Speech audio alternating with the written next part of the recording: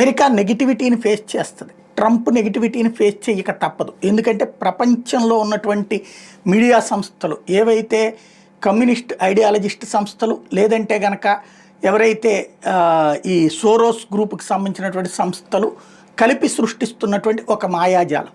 ఇప్పుడు అమెరికా టారిఫ్లు వేసింది అంటే దానికి ఆదాయం భారీగా పెరుగుతుంది కదా, అంటే ఆర్థిక అభివృద్ధి సాధ్యమే కదా. మరి అప్పుడు అక్కడ ప్రజలు ఎందుకు వ్యతిరేకించాలి? నెంబర్ 1. నెంబర్ 2, ఒకవేళ అమెరికాకి ఆదాయం తగ్గిపోయి ఇతర దేశాలకు ఆదాయం పెరుగుతుంది అది వేసే టారిఫ్ల వల్ల, అది నిజమైతే మిగతా దేశాలు ఎందుకు గొడవ చేయాలి?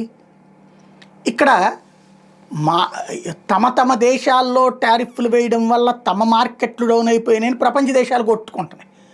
అదే సందర్భంలో అమెరికాలోనూ వ్యతిరేక ఉద్యమాలు, ఇందులో కమ్యూనిస్ట్ ఐడియాలజిస్టులు ఉద్యమాలు సాగుతున్నాయి, ఎల్జీబీటీ కమ్యూనిటీ ఉద్యమాలు సాగుతున్నాయి. అందరూ కలిసి ఒక్కటై ఏదో ఒక యాజిటేషన్ చేస్తారు.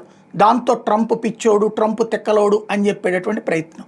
ట్రంపు ఇవాళ కాదు చెప్పుకొస్తోంది, భారతదేశమే కాదు ప్రపంచంలో ఉన్న అనేక దేశాలు మా దగ్గర నుండి వెళ్తున్న ఉత్పత్తుల మీద భారీగా ట్యాక్స్లు వేస్తున్నా, అవి తగ్గించాలి అతను చెప్పేది. పట్టించుకోరు. ఇప్పుడు అతను ఒత్తిడి చేయడంతో 2-3 దేశాలు అయితే జీరో ట్యాక్సేషన్కి వచ్చినాయి. మరికొన్ని దేశాలు వాళ్ళ ట్యాక్సులు తగ్గించుకోవడానికి సిద్ధపడ్డాయి. అది ట్రంప్ సాధిస్తున్న విజయం కదా.